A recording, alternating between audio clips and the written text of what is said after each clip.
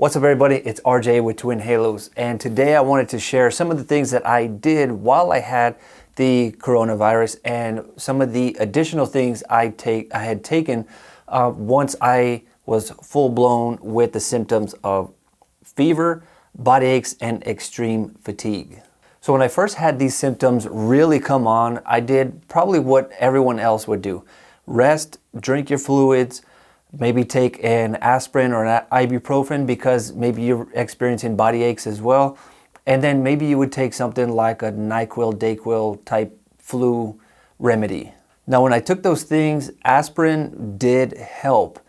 Did it help completely eliminate the body aches? No, but it did make it at least manageable for myself.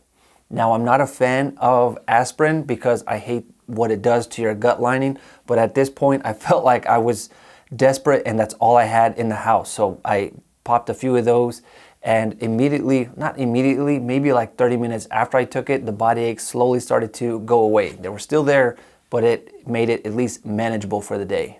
The next thing that I took that I immediately had was going to be DayQuil. DayQuil and NyQuil, whatever part of the day it was, that's the one that I was taking. Did that help? Did that not help? I couldn't really tell the difference. The only thing that I know that I could tell a difference is when I did take the aspirin.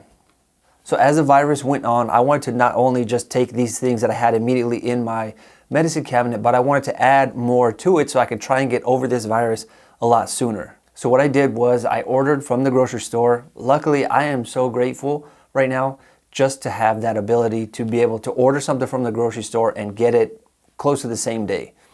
That was freaking awesome, and that was a lifesaver, especially in the middle of this unfortunate pandemic. So what I did was I got some zinc, vitamin C, and vitamin D. I started to get the things that I know that I'm not taking right now that I know that I need to try and fight this virus off.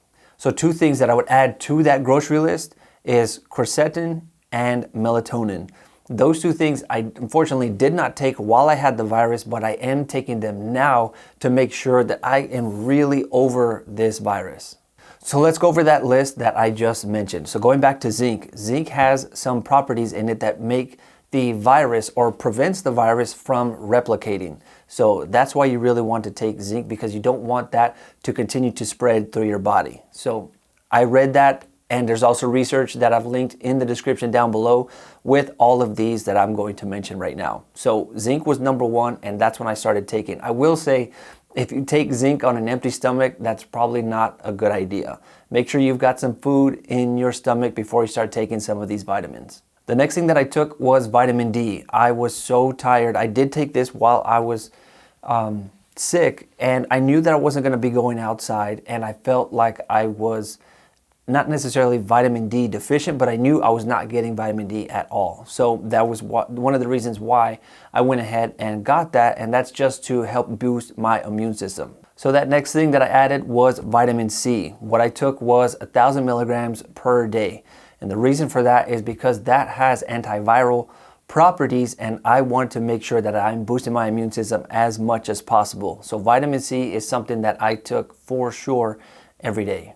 So quercetin is the next supplement that was recommended to me that I should have taken while I had the virus, because like I mentioned before, I did not take this while I had the virus, but it's something that I would take. If you watch a lot of videos, they constantly mention this, and it seems to be one of the really good supplements to take while you have the virus.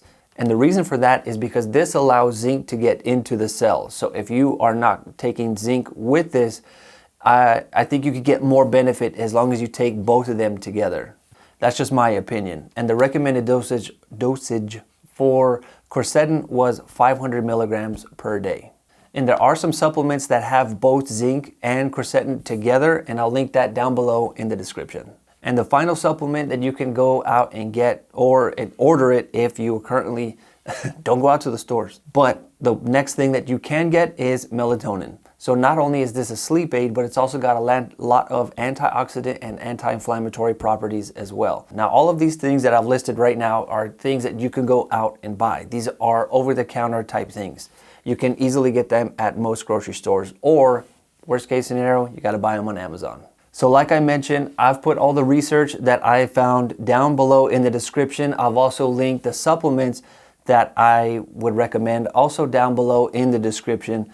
I hope you guys found this useful. If you did, please just give it a thumbs up, consider subscribing, and until then, I will see you guys in the next video.